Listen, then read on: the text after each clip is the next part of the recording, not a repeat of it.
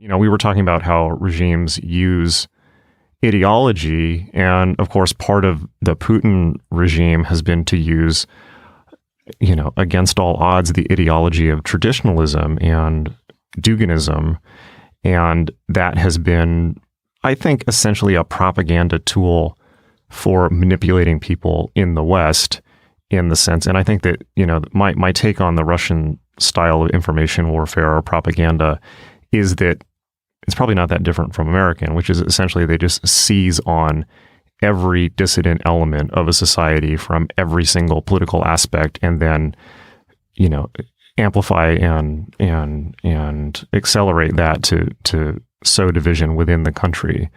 And I think that was true in the 60s. It's true now. It's just the political lines change a little bit. So I don't truly think that Putin has any investment at all within this kind of Duginist vision of a traditional Eurasia or, a revitalized Eastern Christendom. But it's certainly a propaganda tool that they use in the West and they use online. And as I think we were talking about on social media, a lot of people have got taken in by.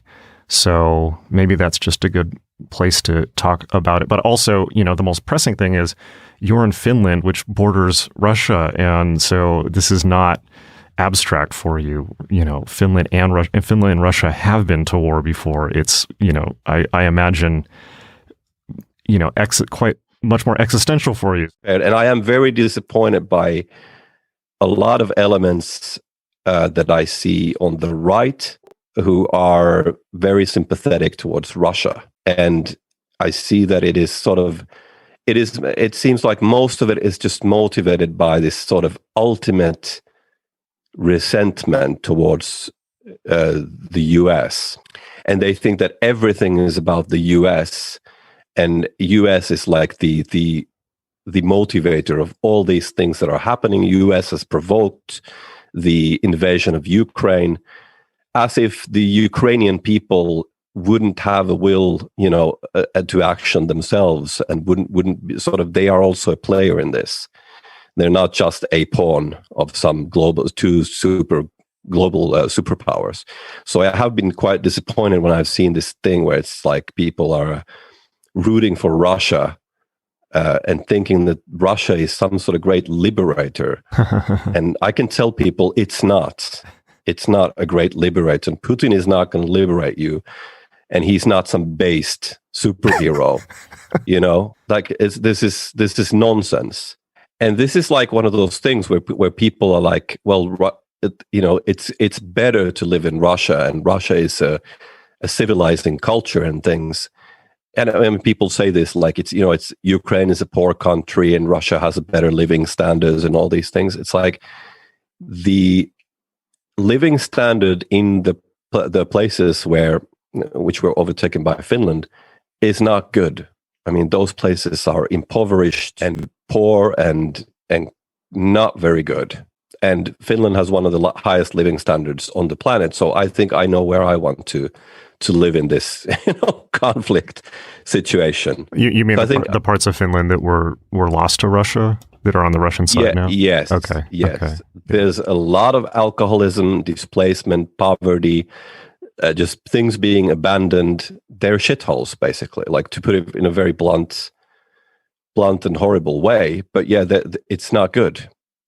I mean, I'm sure they wouldn't like me describing it in this way, but like compared to what it was or what Finland is, that's what it seems like. Yeah, I have a sense that a lot of people like don't have an idea of what Russia is actually like. And I understand that people admire sort of classical Russian culture and old things. And I mean, there is so much great Russian classical culture, composers, art, writers, all of this stuff that exists there. But contemporary Russia, if people think that contemporary Russia is somehow more pure or based than the West or something, what is so great about contemporary Russia? Like, what is it? Cheap vodka, crocodile, like the massive poverty that people have there, the massive difference in the rich and the poor in that country. Like, what is it? What is it? Techno? shitty cars, or those videos that you see where people have car crashes in Russia, like plastic furniture. I don't know. I'm just saying, like, I think people have an illusion of what they think Russia is, which isn't the reality of Russia. And like these draconian measures that Russia has taken to suppress any criticism of these war measures, that's one of the aspects of Russia, like the freedom of speech aspect, which is a reality when it comes to this situation in Russia, that you are not able to say whatever you want there without consequences, Right. I saw a video. So I think it's like people live under these illusions, these, that this is that they're the somehow more pure, but the unfortunate thing is that they're not, and we can't escape this by looking for messiahs or these wonderlands, which only exist in fantasies. And we look towards these leaders, whether they be, state leaders, presidents, and think that, yeah, this person is going to make it all okay. And they're not going to make it all okay.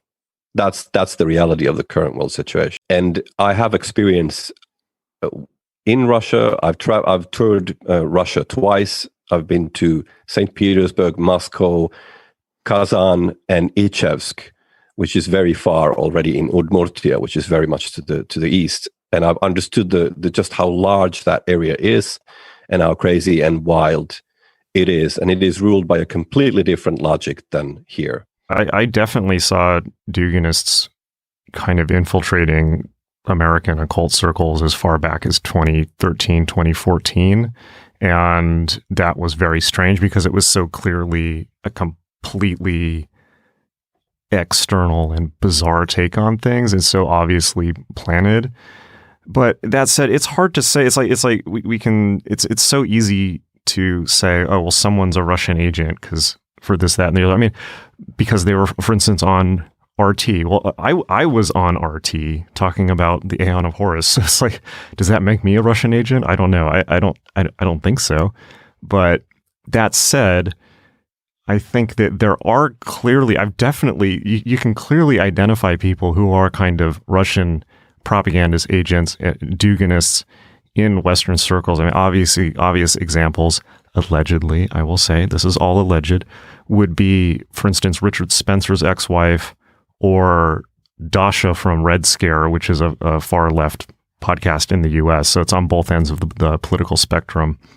There are definitely people moving in circles in definitely America, but it always is at the very furthest edge of where people have pushed an ideology here. And that could be either far left politics, far right politics, chaos magic, the outer extremes of the occult, but it's always right at the final edge of where a subculture pushes an ideology. Then you start to actually see Russian influence. And it's, I think, undeniable. And that is pretty sinister. So I can't just, out of hand say that there aren't these massive Russian troll factories or propaganda factories working. And I'm sure they're working in overtime. It's like we're constantly being bombarded by propaganda from multiple superpowers, as you say, like who do not have our best interests in mind.